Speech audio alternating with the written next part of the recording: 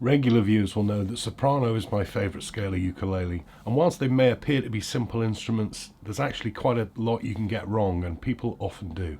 Let's have a look at this one.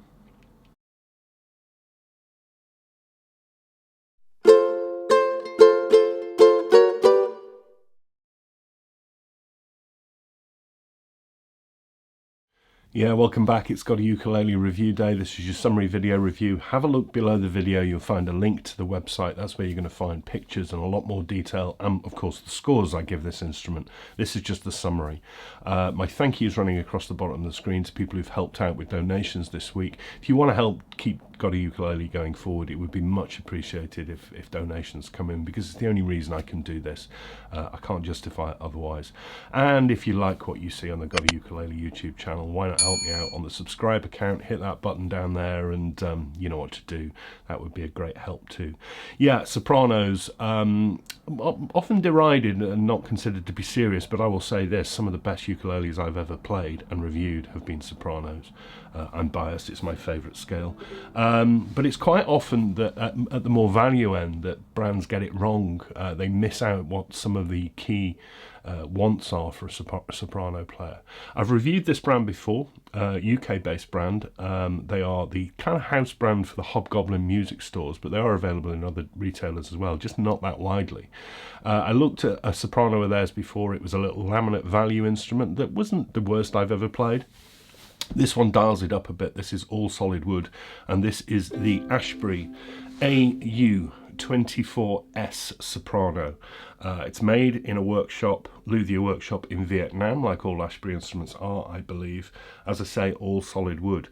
This is all solid sapele wood, and it looks really, really traditional, doesn't it? It's Martin-esque, let's face it, that's what it is. Sapele wood. Solid sapele wood, which has got this really sort of nice dark grain to it. It's two pieces on the top and back, and because it's two pieces, I don't have a problem with two-piece tops and backs, but you see this grain mismatch here. It can't, because it's not book matched. You're not getting the mirror image. Now, I've got no problem, as I say, but I think I'd probably want a sheet that didn't have that, because it's distracting my eye, and it's also distracting my eye on the top too. Two pieces on the sides though. Yeah, I mean, that's a minor gripe, isn't it? The bridge is a slot style, really tidy, nice bit of shaping to it, screwed in place, and I wish those screw covers were a darker colour so they're not so obvious, but that's exactly what you want, a little slot style bridge on the soprano, made of a Vietnamese hardwood called Sienna Siamea, which is from the cassia tree.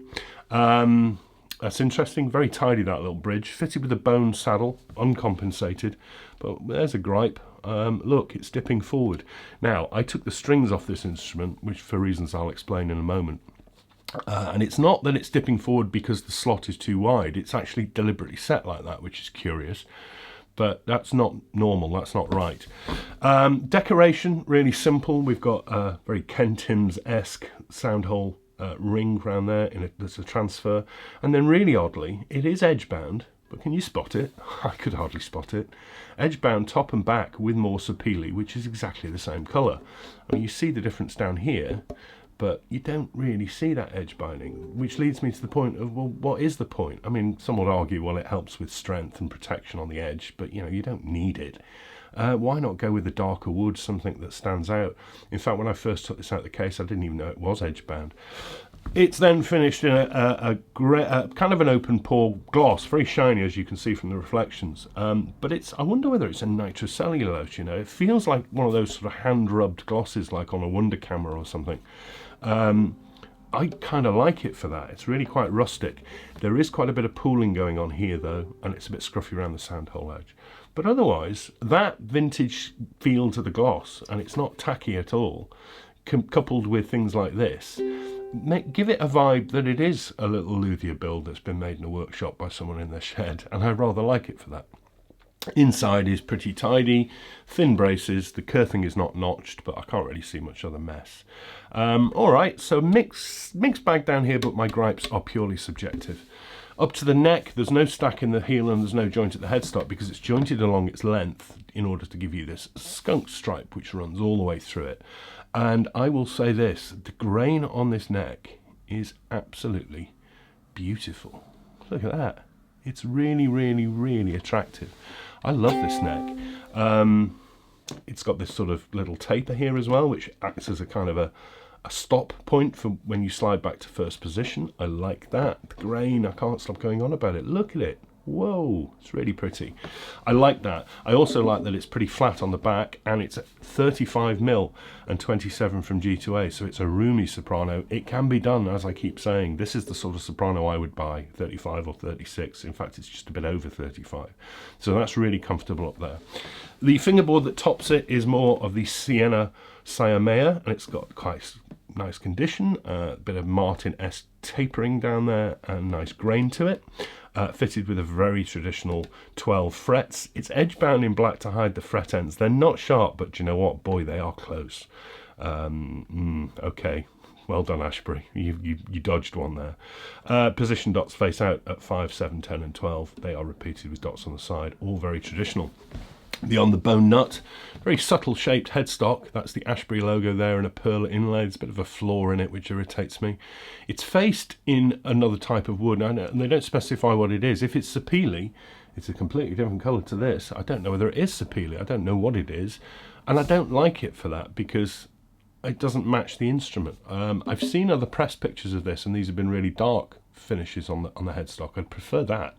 I don't know what it is. It's neither one thing or the other. The tuners I can vouch for. I've played these before. These are Ashbury branded gears. They are indistinguishable in feel and in looks to Grover open gears. They are very, very good quality. But you know what I'm going to say? This is a soprano. I want friction pegs because I don't want to look at ears like that. That's a gripe. It's purely subjective. I always say it. I would want rear-facing pegs on this. I think that's a shame. The strings it comes with, interesting. The product spec said they come with D'Addario Nile-Tech. Whatever it came with, they weren't D'Addario Nile-Tech. The colour wasn't right, but they were stretchy. I mean, really, really, really low tension, bendy. I think they were just white nylon. Anyway, dodging another bullet because they intonated terribly when I was testing it. Then one snapped. So I can't give you the demo with those awful strings that it came with, so I had to put another set on, so I put some clear fluorocarbon on, and guess what? The intonation is dialed back in perfectly. I think this instrument is trolling me. You know, that's another bullet dodged by Ashbury, because had I played this on the review with the stock strings that came on it, you'd be thinking it sounded absolutely awful. And it comes also with a really nice quality, great handle on that, fully hard case. That's good. The price, £239 RRP, usually seen discounted to below £200. That's pretty good value. This is, apart from one, little gripes with the finish and those tuners, great roomy neck, really nice traditional looks. That's a very good price. It's worth that money. If it plays okay. It's really light. It's really light. It's 470 grams, and it balances perfectly at the 12th. These strings are probably still settling in because they only went on yesterday or the day before. So bear with me on that. As I say about cheaper sopranos, a lot of brands get it wrong and they miss what soprano players really want. The soprano is a rhythmical instrument. It's about staccato, peppy, bouncy rhythms, fast strums.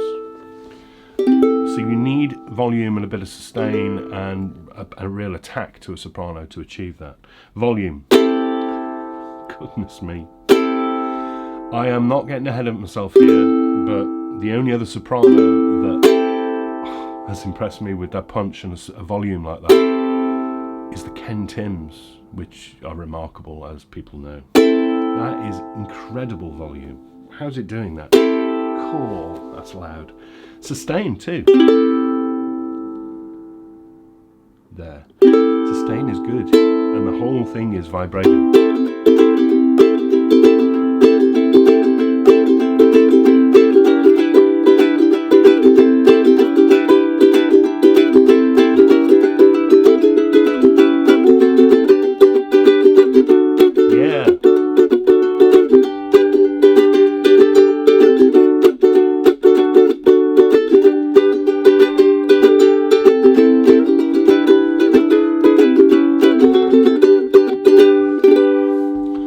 That's really good. A lot brighter sounding than I thought it was, because I think my brain is saying, oh, that's mahogany, it looks like mahogany, it's going to be darker, it's going to be woodier. It sounds more like acacia to me, colour. Really zingy, lots of character to it. Almost a bit too resonant, because it almost feels like it's about to lose its footing, but not quite.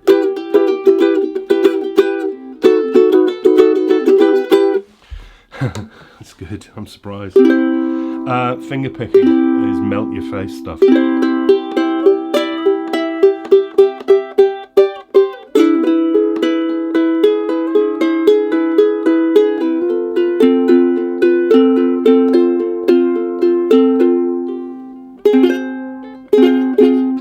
Oh, good Lord.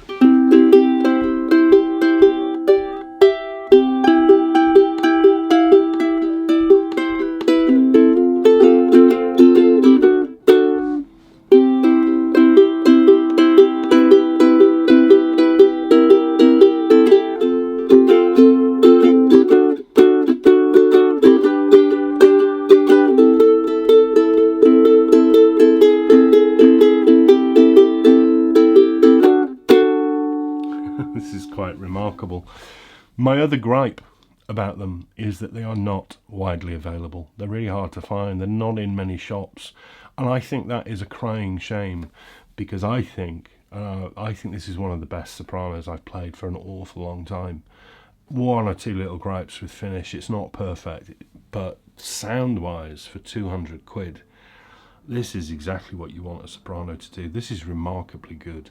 And I think it's a crying shame that they don't distribute these much more widely, because I know lots of Soprano fans who would be delighted to play this and own this. And I give this a very big recommendation.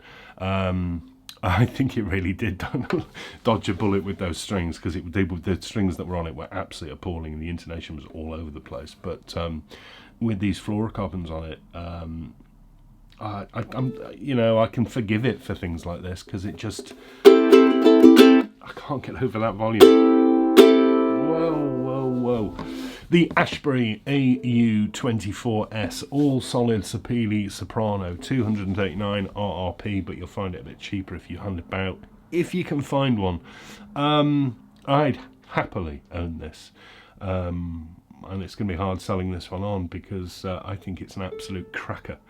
An absolute cracker. Goodness me. I'm rambling. Right, okay. Thank you very much for watching, and thanks to subscribers, and if you want to subscribe, that would be great.